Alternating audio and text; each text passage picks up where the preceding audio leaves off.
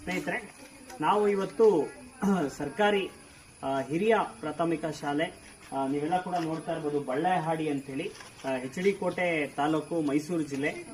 ಇಲ್ಲಿ ನಾಗರಹೊಳೆ ಅಭಯಾರಣ್ಯ ಪ್ರದೇಶದಲ್ಲಿ ಕಾಡಂಚಲ್ಲಿರುವಂತ ಈ ಹಾಡಿಲಿ ಸ್ನೇಹಿತರೆ 50 ಜನ ವಿದ್ಯಾರ್ಥಿಗಳಿದ್ದಾರೆ. ಅಂದ್ರೆ ಒಬ್ರು ಇಬ್ರು ಅಲ್ಲ, 50 ಜನ ವಿದ್ಯಾರ್ಥಿಗಳಿದ್ದಾರೆ. ನೀವು ಗಮನಿಸಬಹುದು, ಇಲ್ಲಿ ಒಂದು ಶೆಡ್ ತರ ಒಂದು ಬಿಲ್ಡಿಂಗ್ ಕಟ್ಟಿದ್ದಾರೆ. ಈ ಕಡೆ ನೋಡಿ ನೀವು, ಬಿಲ್ಡಿಂಗ್ ಕೂಡ ಕಂಪ್ಲೀಟ್ ಆಗಿಲ್ಲ, ಇವಾಗಲೇ ಶಾಲೆ ಸ್ಟಾರ್ಟ್ ಆಗಬೇಕಾಗಿತ್ತು.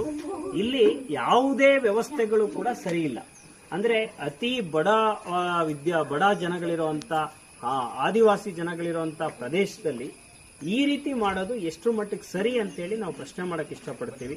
ಇವತ್ತು ಬಡವ್ರ ಮಕ್ಕಳು ಓದಬೇಕು, ರೈತರ ಮಕ್ಕಳು, ಕಾರ್ಮಿಕರ ಮಕ್ಕಳು ಓದಬೇಕು ಅಂತ ಹೇಳಿದ್ರೆ ಸರ್ಕಾರಿ ಶಾಲಾ ಕಾಲೇಜುಗಳು ಉಳಿಬೇಕು ಅಂತ ನಾವು ಹೇಳ್ತೀವಿ.